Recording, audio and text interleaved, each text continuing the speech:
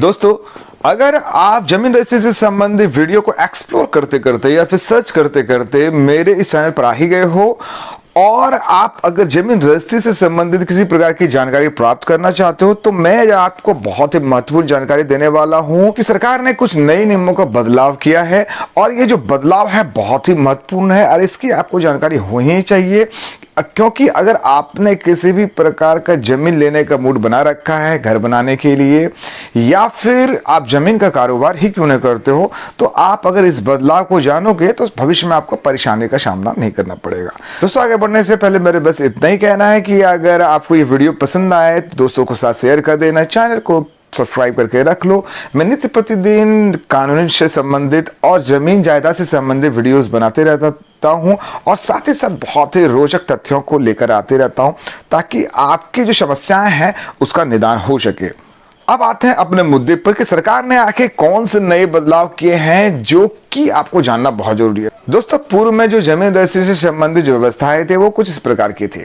सबसे पहले कि आपको ऑनलाइन प्रक्रिया से गुजरना पड़ता था, नो ऑब्जेक्शन सर्टिफिकेट प्राप्त करना होता था, साथ ही साथ आप ऑनलाइन जितने भी दस्तावेज है उसको अपलोड करके रजिस्ट्रेशन करना पड़ता था और उस रजिस्ट्रेशन नंबर को लेकर आप की रजिस्ट्री का जिस दिन और तय की गई तारीख को बुलाया जाता था रजिस्ट्री ऑफिस में, उस तारीख को वहां आपको उपस्थित होना पड़ता था और सरकार द्वारा तय किए गए आपके एरिया की जमीन का जो सरकारी मूल्य है उस मूल्य के पर आपको स्टाम्प ड्यूटी देना पड़ता था और उस स्टाम्प ड्यूटी चुकाने के बाद ही आप रजिस्ट्री कर पाते थे। साथ ही साथ आपको अपना वोटर कार्ड, आधार कार्ड या पैन कार्ड को भी रजिस्ट्री ऑफिस में सबमिट करना पड़ता था और उस वक्त आप किसी भी व्यक्ति के नाम पर आप जमीन ले सकते थे। लेकिन अभी जो व्यवस्था है वो बिल्कुल चेंज हो चुकी है। जो पुरानी व्यवस्था है वो व्यवस्थाएं अभी भी कायम है, लेकिन बदलाव बहुत सारे किए गए हैं। अब वो जो बदलाव है कुछ इस प्रकार है। सबसे पहले जो बदलाव किया गया है वो कि दोनों व्यक्तियों, जमीन बेचने वाला, जमीन खरीदने वाले व्यक्ति का बैंक ट्रांजेक्शन, जो भी बैंक का ट्रांजेक्शन हुआ दोनों के बीच में आपस में, उस ट्रांजेक्शन को सबमिट करना पड़ेगा। ये तभी आपकी प्रक्रिया को पूरा किया जाएगा। दूसरा बात यह है कि आप अपना 20,000 से ज्यादा कैश का लेन देन नहीं कर सकते हैं और जितना भी लेन देन होगा वो दोनों व्यक्तियों के बीच के अकाउंट में ही होगा और सारे पैसे का ट्रांजेक्शन आपको वहां पे दिखाना पड़ेगा।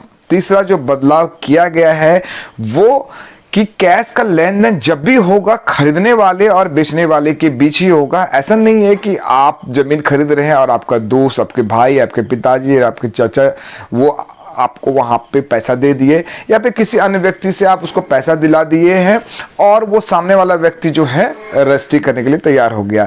ये व्यवस्थाएं अब पुरानी हो चुकी हैं। अब जो है सारा ट्रांजेक्शन आपको उन जमीन खरीदने वाले और जमीन बेचने वाले के बीच में ही होना चाहिए और वही स्टेटमेंट आपको वहां पे पेश करना पड़ेगा।